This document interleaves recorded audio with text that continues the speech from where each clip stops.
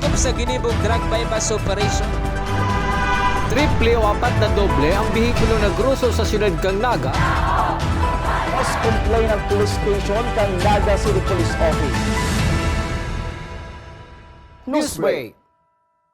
Sa headlines kan mga barata, Naga City Police Office City Director Police Colonel Erwin Rebillon inilatag ang mga naobserbaran sa sayang pagkondusir nin inspection.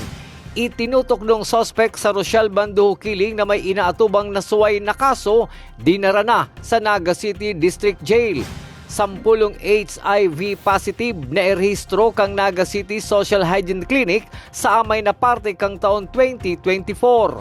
Mga estudyante sa elementarya kang Naga College Basic Education nagbisita sa NCF Agri-Technopreneurship Farm. Diyos marhay na hapon. Ako si Mark Mendoza. Asin ako, si Antoinette Eduardo. Kami ang sa indong tagapagatod, Bareta. Naga City Police Office Director Police Colonel Erwin Rebillon sinaro-saro ang sayang mga naobserbaran sa sayang pagkondusir ng pinakaprimerong inspection sa mga istasyon kan PNP sa siyudad ng Naga. Kasabay man kaini ang pag-utro kan mga direktiba ni PNP Regional Director Police Brigadier General Andre Perez Dizon. Ang detalye sa aramon sa report ni Melvin Machado. Malumanay alagad may doon ang naging pagtaram ni Naga City Police Office Director Police Colonel Erwin Rebillon sa mga personahe kang Naga City Police Office sa Monday Flag Raising Ceremony para ipagirumdum ang mga direktiba ni PNP Regional Director Police Brigadier General Andre Perez Dizon asin sa iyang obserbasyon sa pagkondusir ng inspection sa mga istasyon kang Naga City PNP asin sa mga nakapwestong pulis sa tinampo. Kabali sa nanutaran ni Police Colonel Rebillon ang paggamit ng cellphone kan mga pulis na yaon sa tinampo. May isa tayong pulis sa Pransya, sa kanto. Tinitingnan ko kung how long he will be using his cellphone. Binilangan ko talaga and 30 seconds lang. Take note 30 seconds. Binilangan ko. Nung in-approach ko siya, after na mag-inspection ako, ikaw nakita ko, sabi ko, you are using cellphone while on the... Nasa gilid man siya actually. Pero binilangan ko, anong ginawa mo? Sir, actually, nagpapasa ako ng report. Which is okay lang. Pero kung yung situation na yun, yung police tumatawa-tawa, ay iba na yun. Hindi na siya nagsisend ng report. Just as simple as that. Diba? Dapat makosyo natin yung mga tao natin. So kahapon, very good yung dalawang police na naka-station sa Pransya. After 30 seconds, tayo na naman siya. Ang opisyal kang NCPO na mahali sa istasyon ang dapat magpaaraman subuot sa iya. Once you leave your unit or office, pwede bang DCDA ikaw maghanap? Paalam din, i-outline. Kasi ako naghahanap din ng opisyal. All week, hindi naman ako umalis dito. Ang mahirap niya kung pawala-wala ako. Okay? Do what the Romans do. Nahilig ako maghanap ng officer. Hindi naman ako nanggagalit. Pero kung magpaalam, kasi may mga personal din tayo, may mga pamilya din tayo, wala namang problema. Para hindi ako naghahanap, okay? Para nagkakaintindihan tayo. Si Colonel Rebillon, hindi mahirap magpaalaman. Maniwala kayo sa akin. Pinapatanggal man kaini ang mga lumang tarpaulin na nakasabit pagiraray sa kada istasyon. Yung ensure the proper display of tarpaulin in your respective AOR. Tarpaulin. Tarpaulin. Gentlemen, pag expired na, let's say, ano ang Women's Day, sabi natin that is only due for February. Gentlemen, alisin na natin. Kahapon may station ako na dinaanan, 4 na tarpaulin. Hindi na siya suited for that month. Alisin nyo na. Sa dami nating mata, dapat nakikita na natin yan. Okay? Dapat makialam tayo, pakialaman natin lahat na bagay. Okay?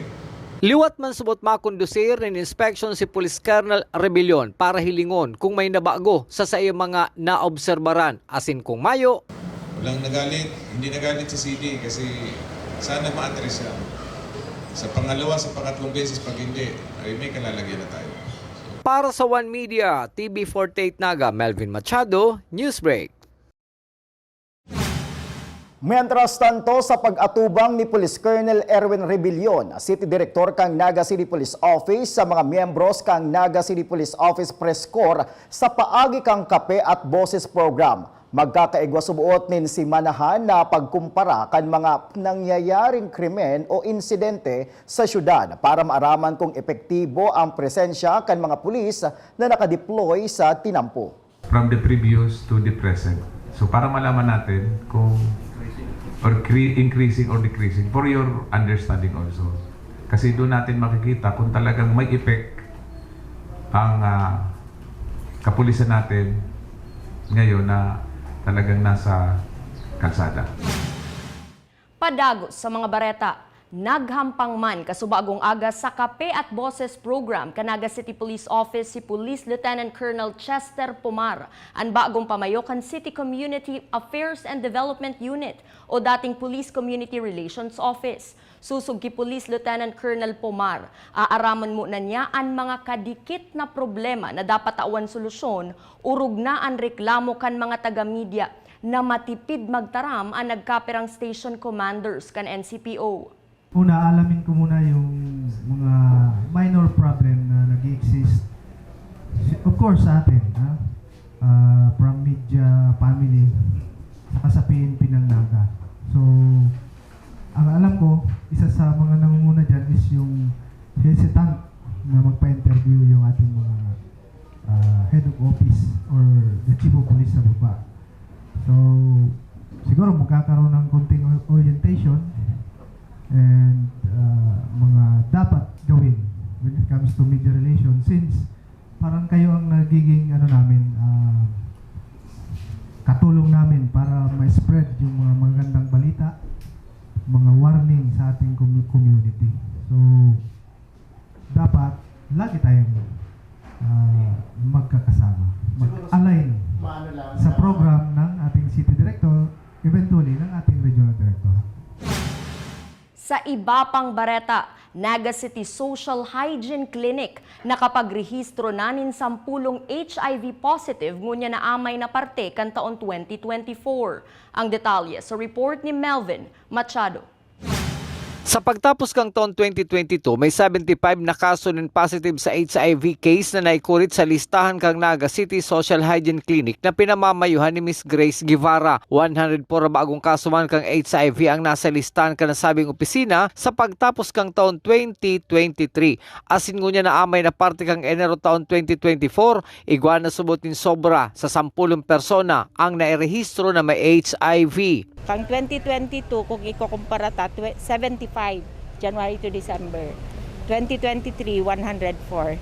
And ngunyan po, ugwa ng ugwa na kaming lampas 10 naman na bagong kaso. Sa history ka mga nagpositive sa HIV, may 17 anyos, may 16 anyos, asin ngunya na taon, may sobra na sa 20 anyos ang edad. Kung igwasubot pagduda sa kamugtakan kang sa edang salud, tulos magpasiring sa sedang opisina para makainom ng bulong, asin daina makaulakit. Permita pong pangapudan, dai matakot na magpa-test for HIV, mas magayon na aram ang status kang bawat individual, bako lang digdi sa Naga, pati sa pagtaraid na mga banwaan kasi nagdadakol po ang kaso, bako manining pag-alarma, pero gusto ta po talagang makuas, sigabos na ugwang infection, ta sabi ko kasi bago saro ni sa mga paagi para mawara na ang spread kasi habang nagiinom ning ARV, tagabus pong nadidetect papainom yan ning antiretroviral medications, nagiging undetectable. Pag sinabi tang undetectable, untransmissible ang kapantay kayan. Gusto sabihin din na makakaulakit. Ang mga nagpositive ang pinagre-refer man subod sa Bicol Medical Center Treatment Hub. Para sa One Media, TV48 Naga, Melvin Machado, Newsbreak. Sa iba pang bareta, 28 bagning dugo ang natipon sa pinagibong blood donation drive kang Naga City Blood Council sa pakikipagtabangan kan Bicol Medical Center Blood Bank na nangangaipuhanin pangdagdag sa nagninipis na saray ng dugo sa BMC Blood Bank. Susog ki Miss Grace Guevara, Blood Donation Coordinator, 32 na persona ang nagdonar ng dugo, alagad may 4 na dai nakapasar sa hinahagad na kondisyon antes na makapagdonar ng dugo.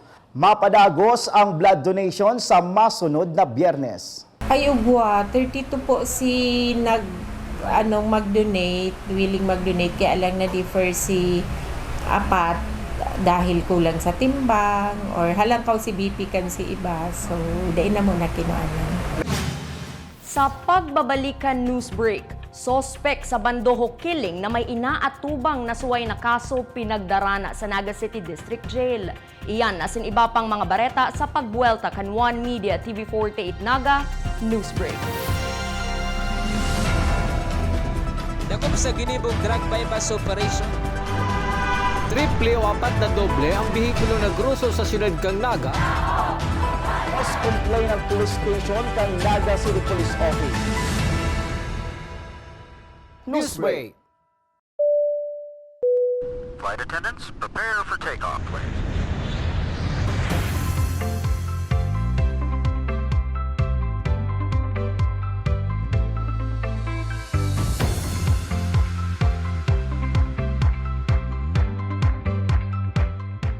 Slip life vest over your head. Take the tape around your waist.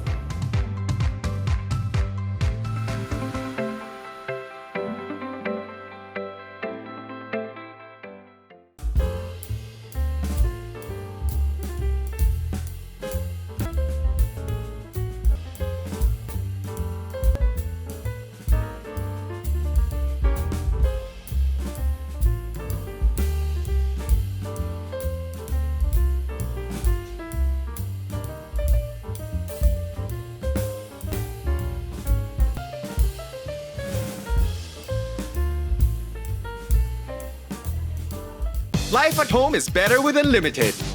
Unlimited fiber all day, day, day. Unlimited entertainment all the way. Unlimited goes for the family. Unlimited care so the fam's all. Enjoy all these for just 1,399 pesos. Have it all, have it all. Get the PLDT Home Fiber Unli All 1399 today.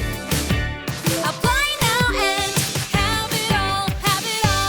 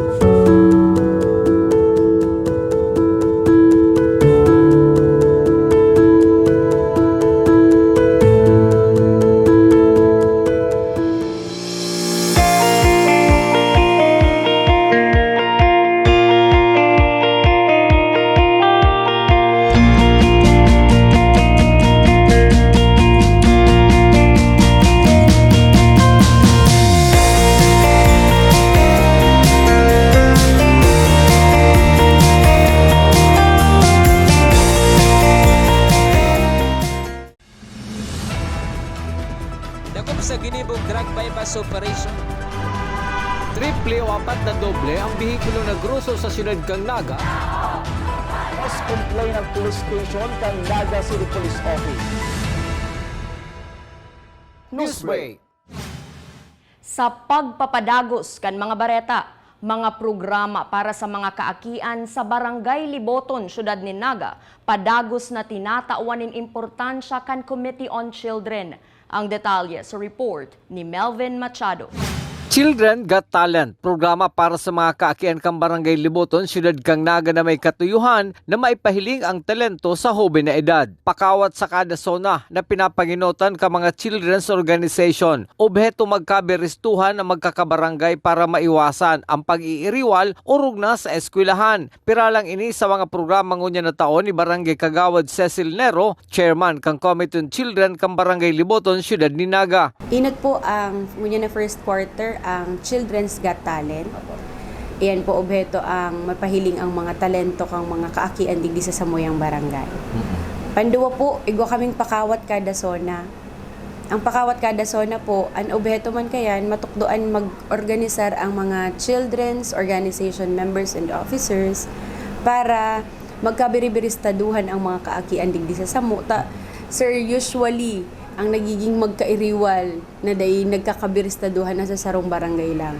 Pag nagpaabot ang mga schools sa Samuya, ang nag-iriwal man lang pala parehong taga-Liboton. So, obheto po kan sa indong lingkod na magkabiribiristaduhan ang sa Samuyang mga kaakian. Sinda man lang girare ang mga protektahan. Idinagdag pa ni Barangay Kagawad Nero na sulamente ang sedang barangay ang may programang inaapod na Adapt a Child Program kung saan nakatutok sa nutrisyon kan mga kaakian. Papakakanon po kang city or if-feeding po kang city Mondays to Fridays ang Samuyang malnourished children, undernourished, kung ano po ang pasok naman.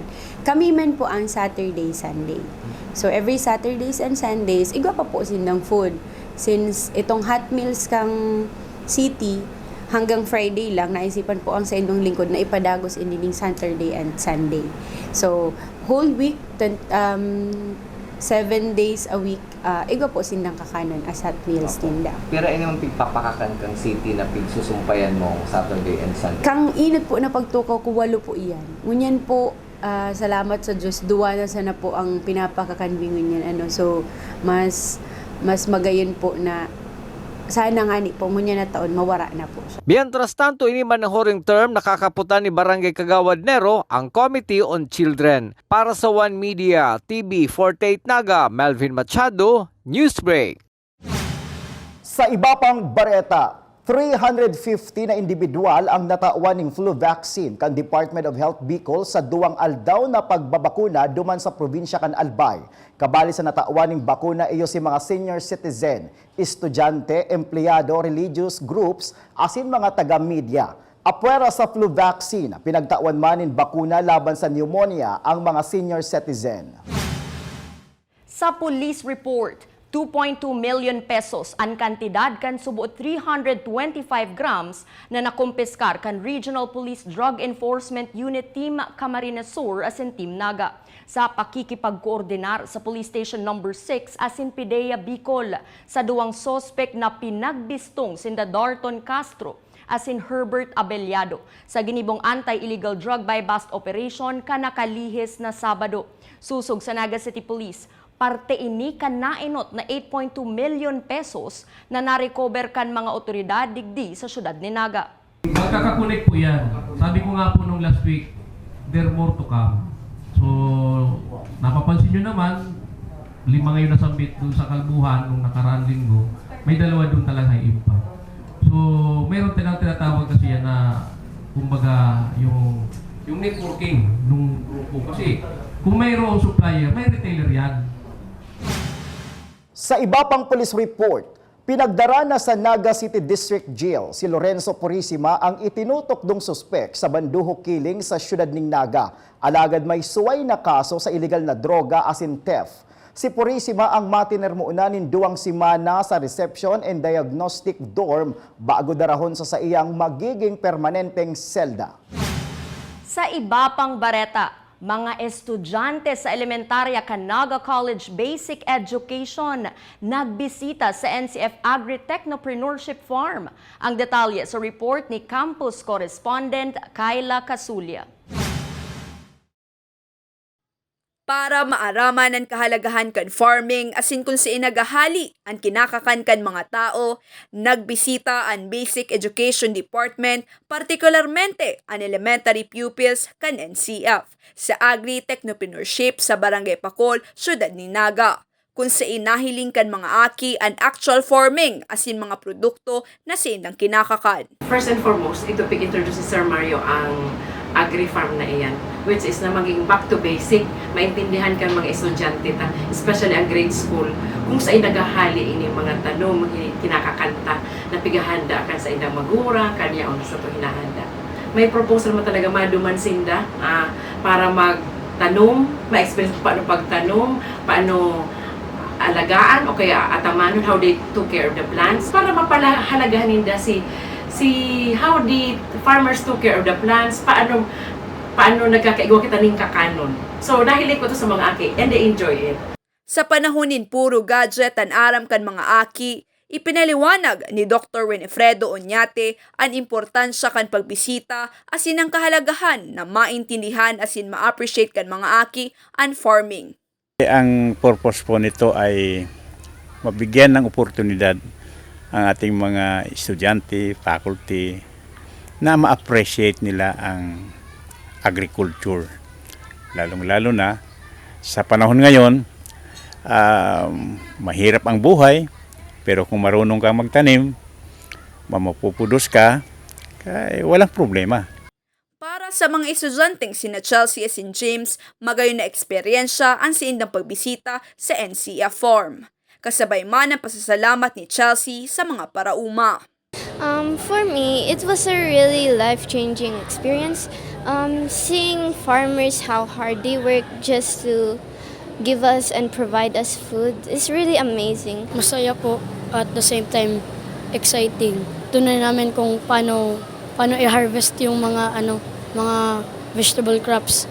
I want to thank all farmers out there because they work so hard all day, all night. They should be given more importance. Bukas sa pwedeng bisitahon ang NCF Agri-Technopreneurship sa Pacol, Naga City. Asin pwedeng magbakal kan sindang mga fresh products. We are inviting everybody, particularly the NCF community, students, faculty, employees, pati na yung mga karatig nating barangay na pumunta rito para ma-enjoy din nila at makabili sila siguro. Kung gusto niyong bumili ng mga produkto namin, makakabili po kayo rito ng mga produkto. Para sa One Media, TV48 Naga, Kayla Kasulya, Newsbreak. Asin yan ang mga bidang baretang nakalap kan mas pinakusog na puwersa kan One Media TV48 Naga News and Bicol Affairs. Day malingaw na i-follow ang samuyang official Facebook fan page One Media TV48 Naga. Ako po si Mark Mendoza. Padagos kaming mahatod nin mga baretang garantisadong nangingenot as sinapapanahon. I-hit ang subscribe button sa samuyang official YouTube channel, One Media TV48 Naga, tanganing updated kita sa mga bareta asin istoryang bida, an Bicolano. Ako si Antoinette Eduardo asin ini, an One Media TV48 Naga Newsbreak. Dakop sa ginibong drug bypass operation. Triple o 4 na doble ang bihikulo na gruso sa siyudad kang Naga. Mas complain ng police station kang Naga City Police Office. Newsbreak.